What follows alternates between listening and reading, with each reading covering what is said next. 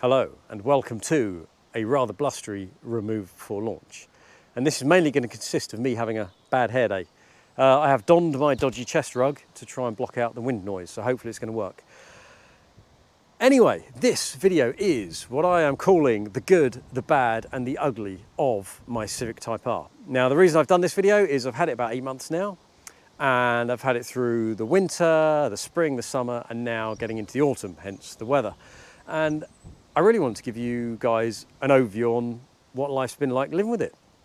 Now, while we're outside, we're going to start with what some would call the ugly part of this video.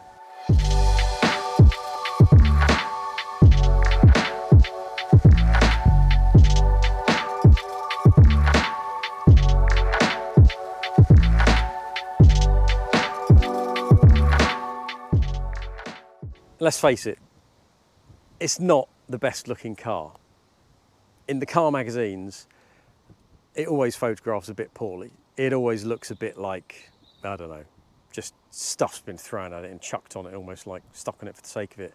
And all the aero can look a bit like just added on, and some would say a bit boy racery. And that's why I discounted it from the very beginning. And then I couldn't ignore the constant rave reviews, and I thought, I've got to give this a try. And do you know what? What I really like about this car is actually in the flesh, I like it a lot more. It is difficult to photograph. I've struggled myself to make it look pretty, but that's what I like about it. It's not really a pretty car, it's an aggressive car. And what I like even more about it is a lot of the aero and everything else that's on it is actually there and serving a purpose. You know, the spoiler on the back is creating downforce. There's a reason for it to be there. It's not just bolted on for a laugh. So it's got a lot of presence. You know, what I've found is this car draws a lot of attention, but the right sort of attention. It gets really positive feedback. It looks good on the road. It looks aggressive. It looks like it's going to do something pretty special. And it does. And that's what I really like about it. So the styling, once you've got one, once you've lived with it a bit more, suddenly makes a lot more sense. So you do have some pretty aggressive styling and stuck on bits. So the spoiler, for example, you know, it's not exactly subtle, is it? But this is actually doing something. This here, this is channeling airflow onto the spoiler. This actually does create and generate downforce. This here, let's face it, this is just some black plastic. This, again, is nothing. You know, it doesn't need to be there. This, cobweb, is fake carbon. So just to let you know. But this all does have, you know, there's airflow, there's styling. This isn't all just stuck on, you know, this grille here. This isn't just a plastic grille. There's actually vents. It's doing something. It's assisting with cooling and airflow and everything else. It does have a bonnet scoop, but the bonnet scoop does something. Now, I love the alloys. You've got your red key line that's obviously going through the outside trim and interior as well. It sort of carries through the whole theme of the car, which is great. Obviously black painted, and then basically got this rubber band thickness tyre, which is your Continentals, which is 245/30s on a 20-inch alloy. Now, they look the piece, they're great, and then obviously through that you've got your nice red Brembo calipers, which look great, and then your drilled discs. Although on the latest model, the facelift, I know they've got rid of this, and that's because you get a bit of brake dust build up here, as you can see, and then it does cause a little bit of squeaking, etc., which is a shame because I actually really like the look of it. Now, the wheels are great, but because of this, there's a little bit of a ridge here, but to be honest, they're not the best when it comes to hitting or potential curbing or potholes. And if you know anything about British B roads, they can be a bit of a mess. So I've heard some horror stories about these wheels getting cracked or pretty badly damaged quite easily on your typical British B road. So I do wince a bit every time I get onto a slightly dodgy patch of road, which is a shame because they look really good, but they are pretty susceptible to damage. So we've all seen the nifty 3-pipe exhaust system that Honda created. Obviously this one's slightly narrower. Now these are your two exhausts. This is actually, I think they call it like a resonator or something. Now, I won't get into technicalities of it because I'm not an engineer, but basically, my understanding is, and this is a very, very simplified version here. But they didn't want to put on an expensive switchable exhaust system. Cost and weight were the two reasons behind it. So they decided to create this idea. And opinions are divided about whether you like it or not. It looks all right. You know, 3 exhausts, some people like it, some people really don't. I can kind of take it or leave it. It gives it a, you know, makes it stand out a bit, but it's you know, it is what it is. But it does actually serve a purpose. So it's not just been stuck on there for a bit of a laugh to make it different. It does actually serve a purpose. Now, the idea behind it is that they wanted to create a system that would give you a performance sound at low revs, off the line, etc. You know, when you're thrashing off the line and you want that nice sort of sports car sound. But then they didn't want it to be intrusive like some cars can be when you're on long journeys on the motorway and you're at high speed and you're at a constant high speed. So the question is, does the exhaust system work? And the answer is yes and no. So on a long journey, when I'm cruising, when we went to Cornwall and you're on the motorway for several hours, it was actually good. It was nice and comfortable, it wasn't intrusive. Yeah, it worked really well. There was no booming, it was good. However, and where it really doesn't work is the sporty sound. There is no sporty sound. Come on, Honda, this was really bad. You know, Hondas of old have had some nice, raspy, shouty, sort of screamy engines. Now I know it's helped, like the Integra Type R could rev up to what, 9,000 or something like that. That car was awesome. My brother had one. I used to love the sound of that car. It was incredible. And turbo engines, I know, need a little bit more work to make them sound interesting. But people are managing to achieve it, and the Honda definitely haven't. The 3 exhaust system, from a sporty sound point of view, does not work. Come on, Honda. It just doesn't work. It's really bad. I'm going to give you a demo. Now, this demo is going to be interesting because I'm not going to do a drive-by. I'm just going to do a stand here or sit here and rev the engine. However, Honda have put a soft limiter on it, so it can only rev to 3,500. But you be the judge of just how sporty this sounds.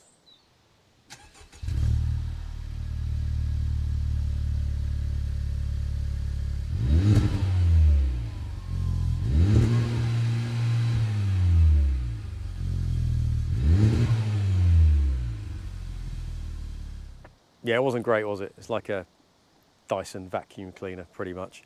So yeah, bit of a shame. I understand what they were trying to do, but I really wish you'd just put a slightly better system on there. Now, as with any Type R, one of the stars of the Type Rs is the engine. And of course, it has the red cam cover, which always looks awesome. And it also has this, which is Earthdream's technology. VTEC Turbo. Gives it a kind of impression it's nice and eco-friendly. I'm not really sure. To be fair, it's 320 brake on the right fuel, and it's good for a top end of nearly 170. It's a quick car, a very quick car. It holds its own against some very, very stiff competition. And I can probably get high 30s the gallon if I'm on a long cruise, taking it very easy.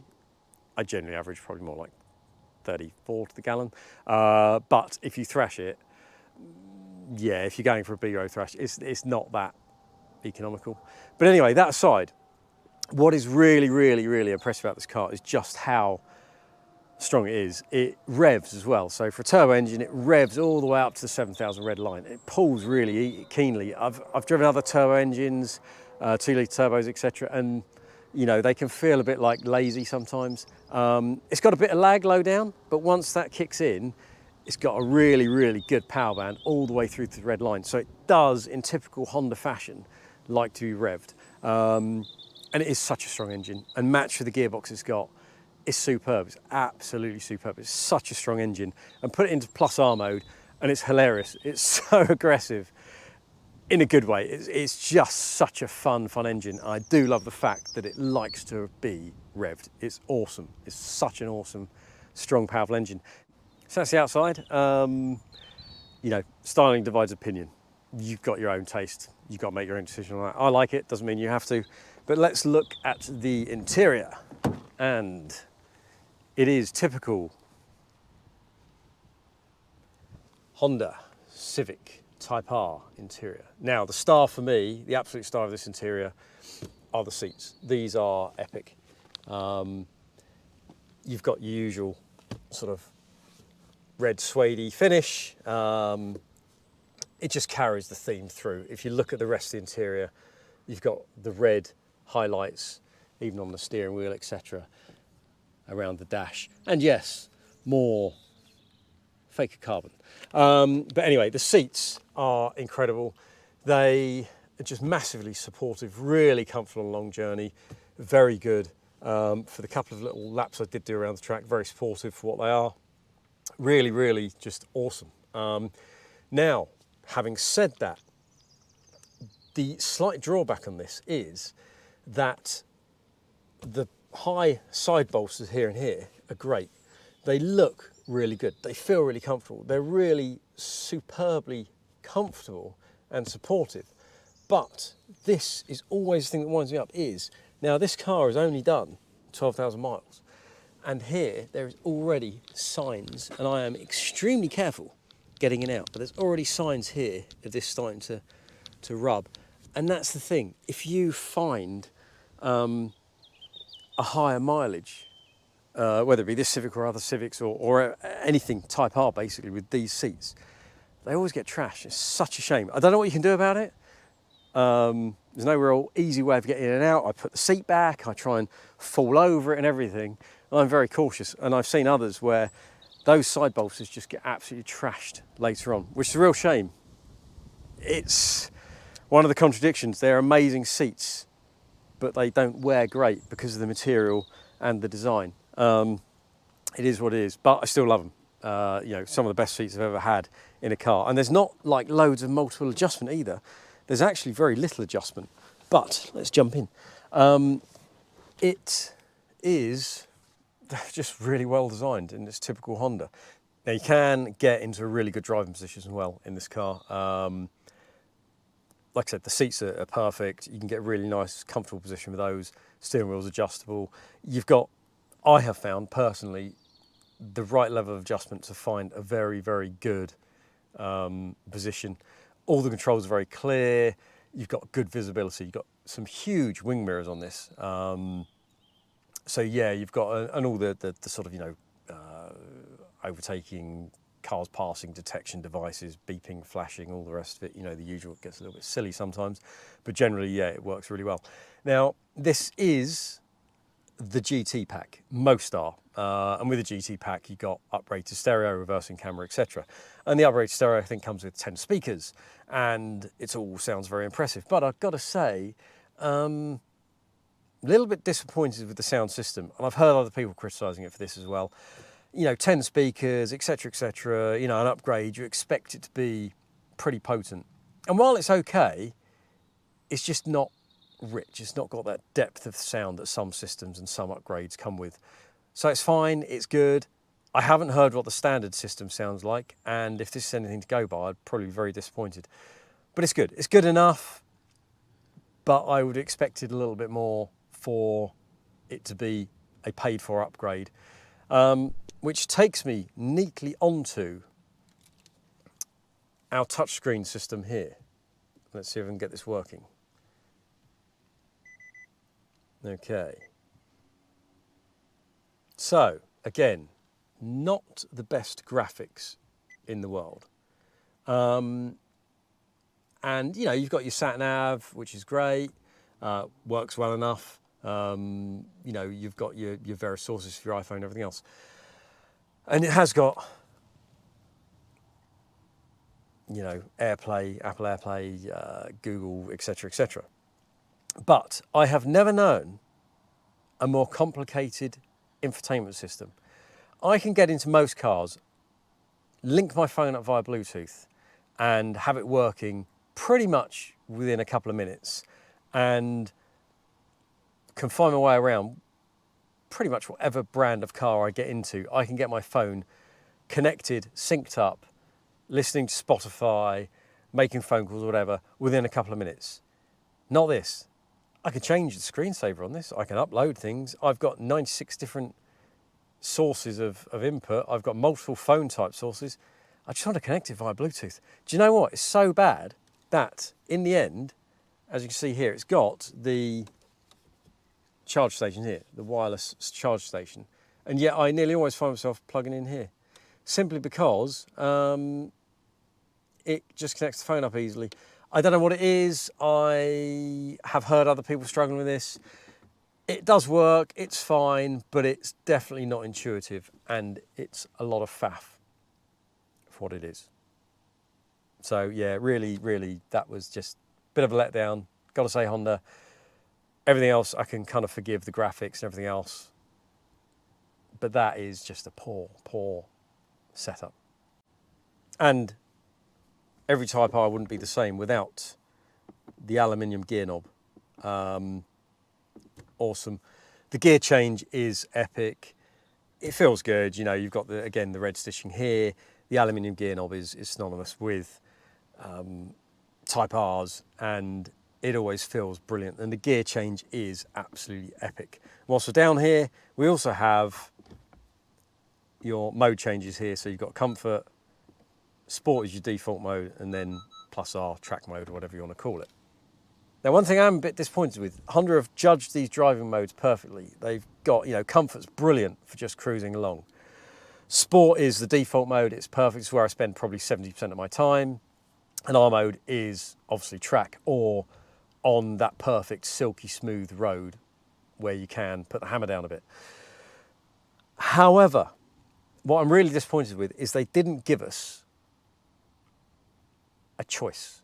They didn't allow us to have their own driver setting mode, and so many other people do, and I don't understand it. It's almost like the we know best sort of mentality, and I think that's so wrong, because it's very difficult. You've got to judge an entire globe of people, and every country is different. The US roads are different to here, Japanese roads are different, European roads, you know, Germany is different to the UK, etc., etc. So, and everybody's driving style is different, and I just think it was a little bit short-sighted and a bit narrow-minded.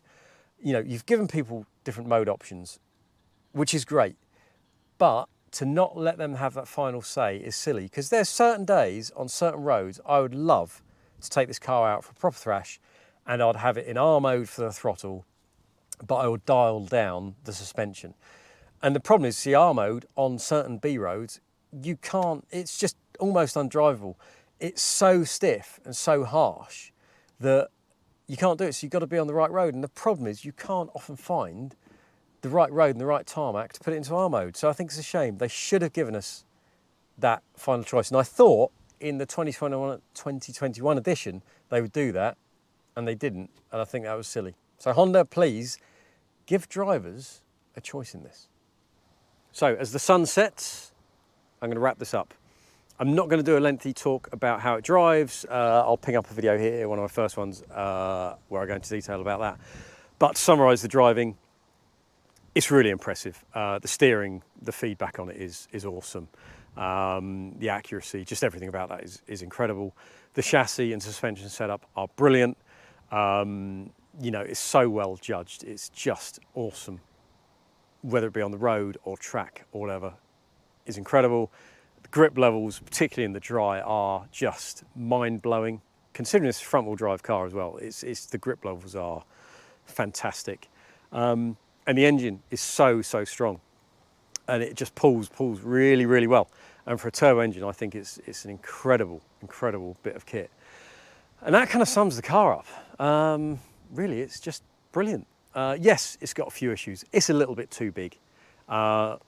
The infotainment system's a little bit pants. The design on the dash now, you know, it's not to everybody's taste.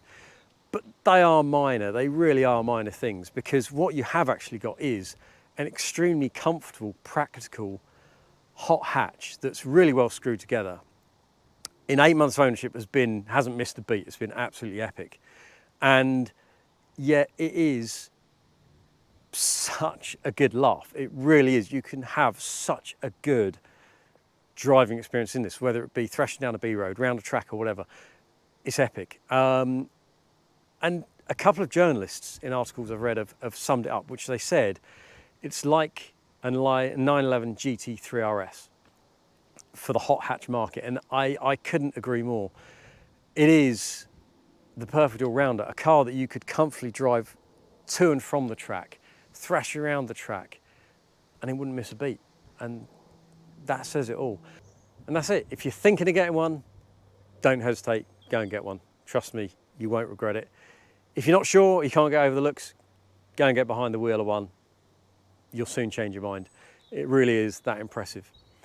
This was Remove Before Launch. I'm Tim, really appreciate you watching. If you've got this far, I am very impressed. Please, could you give us a like and subscribe? Really would appreciate it, helps grow the channel. I'll speak to you soon.